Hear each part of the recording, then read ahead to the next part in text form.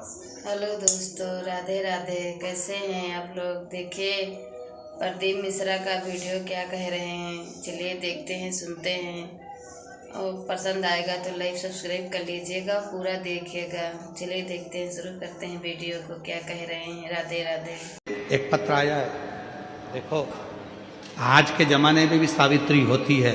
लोग कहते थे पुराना। देखिए पत्र को जरा एलईडी पर पढ़िएगा। इस पत्र को कहते हैं पुराने जमाने में सावित्री अपने पति के प्राणों को लेकर आई थी। आज के जमाने में भी सावित्री है। मैं गुजरात जिला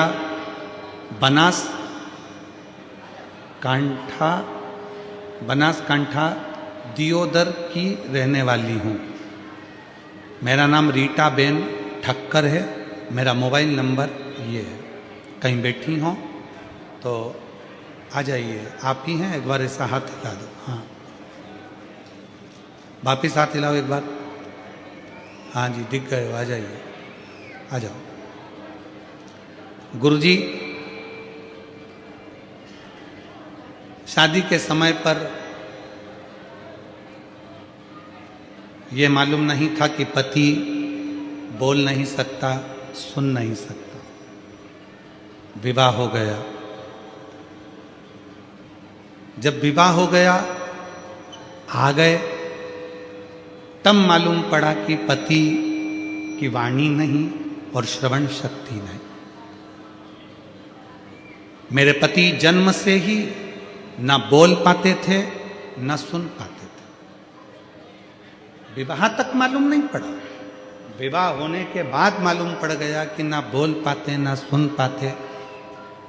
जब विवाह होके ही आ गए तो हमारे घर के संस्कार ऐसे नहीं कि कुछ बात के लिए कुछ विचार किया। हमने हमारे ससुर जी से कहा ना तो ये बोल सकते हैं ना सुन सकते हैं। और अब आपने क्या इनको कोई हॉस्पिटल नहीं दिखाया? गुरुजी, मेरे ससुर ने इलाज करवाया। जहां बॉम्बे तक मेरे ससुर ने इनकी वाणी का बचपन से लेके इलाज करवाया, पर ना बचपन से ये बोलते थे ना सुनते। हमारी शादी, इतना टेंशन, इतना टेंशन टेंशन टेंशन समय। ससुर जी भी गुजर गए, घर में बच्चे भी हो गए। व्यापार ससुर के जाने के बाद चलता नहीं, क्योंकि ना बोल पाते ना सुन पाते। बच्चे छोटे, करें क्या? तब कोरोना का समय चल रहा था, और कोरोना काल में पहली बार मेरी पड़ोसन ने कहा कि वो सीहोर वाला बाबा कथा कहता है, और वो कथा कहता है तो जल चढ़ाने का बोलता है, तो उसकी कथा सुन। मैंने कोरोना काल में पहली बार आपकी कथा सुनी। मंदिर जाना चालू करा। शिव जी पे चढ़ी हुई बेलपत्री लाती, पति को दे देती। जल लाती, चढ़ा हुआ शिव को दे देती, पति को दे देती। एक दिन पति को लेकर कुबरेश्वर धाम चली गई, और वहां पर रुद्राक्ष महोत्सव में बैठ गई। बहुत भीड़ थी बाबा। उस भीड़ में मेरी चप्पल कहीं चली गई। इतनी भीड़ थी, मेरी चप्पल कहीं चली गई। उसी दिन कुबरेश्वर धाम से नियम ले लिया, तूने मेरी चप्पल अगर कहीं लेकर गया है तो आज से नियम लेती हूं।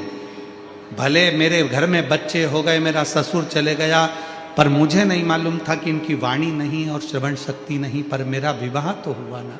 अब तो मेरे पति की आवाज और शक्ति तू ला कर देगा।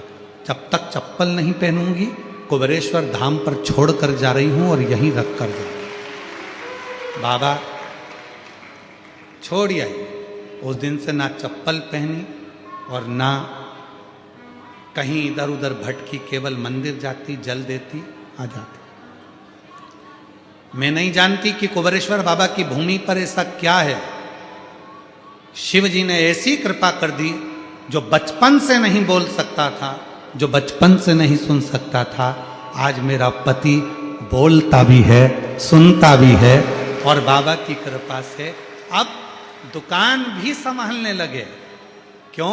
क्योंकि पहले बोलते नहीं, सुनते नहीं, तो दुकान कैसे करें? अब दुकान भी संभाल रहे हैं। गुरुदेव, बाबा ऐसी कृपा करता है मैंने तो चप्पल छोड़ने का नियम लिया और बाबा की कृपा ही कि अब वो सुनने भी लग गए, बोलने भी लग गए। और ये बाबा की ही चमत्कार है कि उन्हीं की कृपा है गुरुजी। अब उनकी दुकान भी बाबा की कृपा से चलने लगी। बाबा ने मुझे 4 व्हीलर गाड़ी भी दिला दी, सब कुछ कर दिया, कोई कमी नहीं रखी। ये शिव है, ये शंकर है।